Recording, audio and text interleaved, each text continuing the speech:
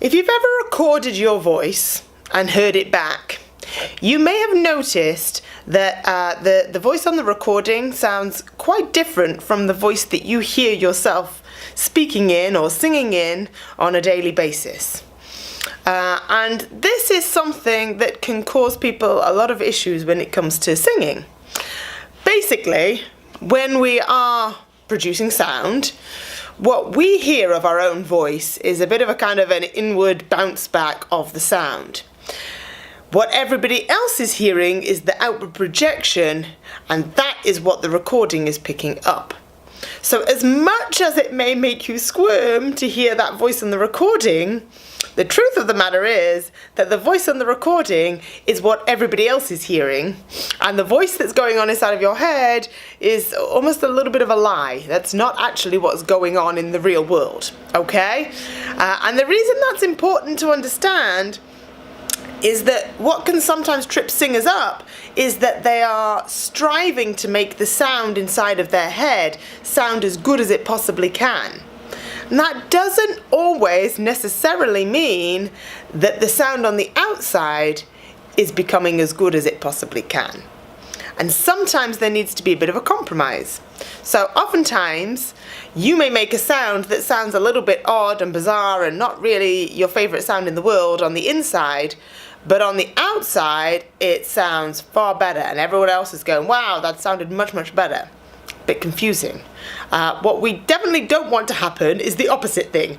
We don't want you thinking, wow, that was a fantastic sound I made, and everybody else on the outside going, not your best, right? So it's really important that you begin to understand what your voice sounds like to everybody else and how you can best improve the sound for your audience, not just for you. Unless, of course, you're just doing your own private concert in the shower, in which case you can make whatever sound sounds best to you because it's only you that's listening. But the majority of the time when we go to sing, we're singing for other people to hear and appreciate, right?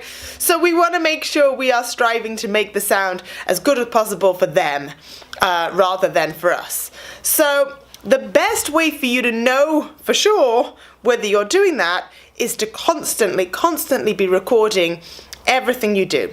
Record yourself singing, play it back. Most phones these days have a pretty good quality, high quality. You know, iPhones have a fantastic quality microphone built into them. So you can get a real true representation of what your voice sounds like. It's one of the reasons why when I'm teaching, we always record the lessons for students. Not just for them to practice with, but also so that they can hear back the differences in the sounds. Because if you've ever had a lesson with me, you'll know I often ask you to make very strange, weird and wonderful noises. And there is method in my madness. There's a reason I ask you to make those weird and wonderful noises. And a lot of the time, that sounds far worse inside your head than it does on the outside. But unless you listened back to a recording of that, you wouldn't trust me on that. And I often say to people, don't trust me.